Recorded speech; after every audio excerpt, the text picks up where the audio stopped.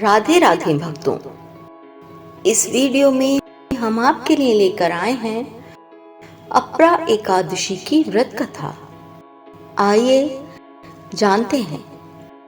एक बार युधिष्ठिर भगवान श्री कृष्ण से कहने लगे कि हे भगवान, ज्येष्ठ कृष्ण एकादशी का क्या नाम है तथा उसका महात्म्य क्या है, सो कृपा कर कहिए।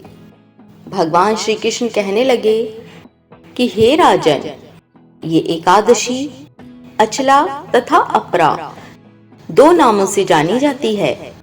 पुराणों के अनुसार ज्येष्ठ कृष्ण पक्ष की एकादशी अपरा एकादशी है, क्योंकि ये अपार धन देने वाली है। जो मनुष्य इस व्रत को करते हैं वे संसार में प्रसिद्ध हो जाते हैं।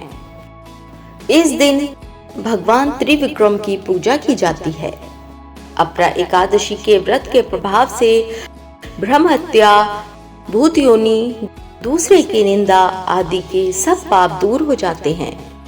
इस व्रत के करने से परस्त्री गमन, झूठी गवाही देना, झूठ बोलना, झूठे शास्त्र पढ़ना या बनाना, झूठा ज्योतिषी बनना तथा झूठा वैद्य बनना आदि सब पाप नष्ट हो जाते हैं।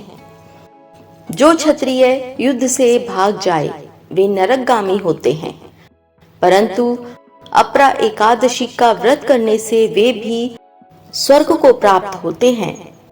जो शिष्य गुरु से शिक्षा ग्रहण करते हैं फिर उनकी निंदा करते हैं वे अवश्य नरक में पड़ते हैं, मगर अपरा एकादशी का व्रत करने से वे भी इस पाप से मुक्त हो जाते हैं।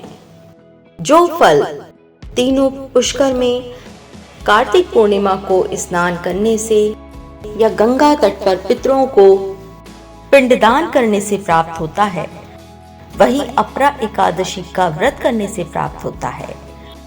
मकर के सूर्य में प्रयागराज के स्नान से, शिवरात्रि का व्रत करने से, सिंह राशि के बृहस्पति में गोमती नदी के स्नान से, कुंभ में केदारनाथ के दर्शन या बद्रीनाथ के दर्शन, सूर्य ग्रहण में कुरुक्षेत्र के स्नान से, स्वर्ण दान करने से अथवा अर्ध प्रसूता गौदान से जो फल मिलता है वही फल अपरा एकादशी के व्रत से मिलता है। ये व्रत पाप रूपी वृक्ष को काटने के लिए कुल्हाड़ी है, पाप रूपी ईंधन को जलाने के लिए अग्नि है, पाप रूपी अंधकार को मिटाने के लिए सूर्य के समान है, मृगों को मारने के लिए सिंह के समान है। अतः मनुष्यों को पापों से डरते हुए इस व्रत को अवश्य करना चाहिए।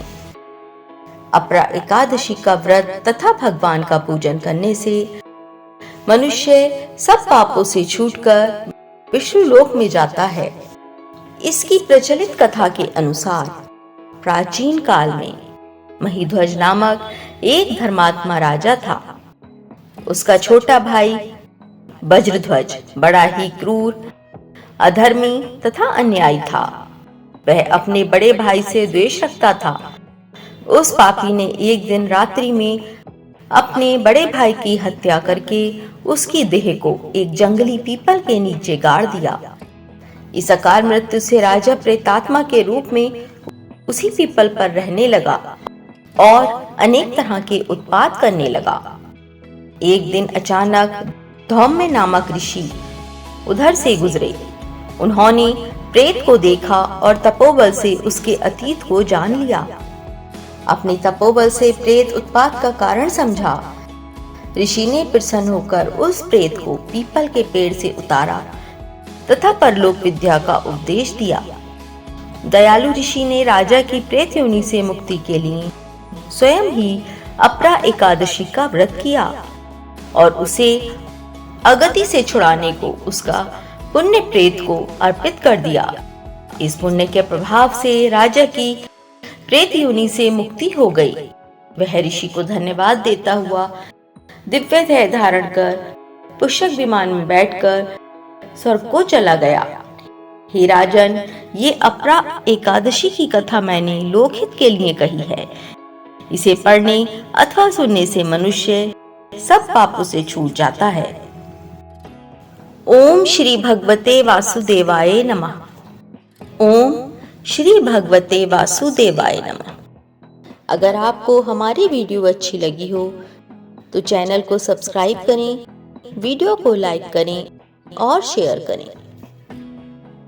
धन्यवाद।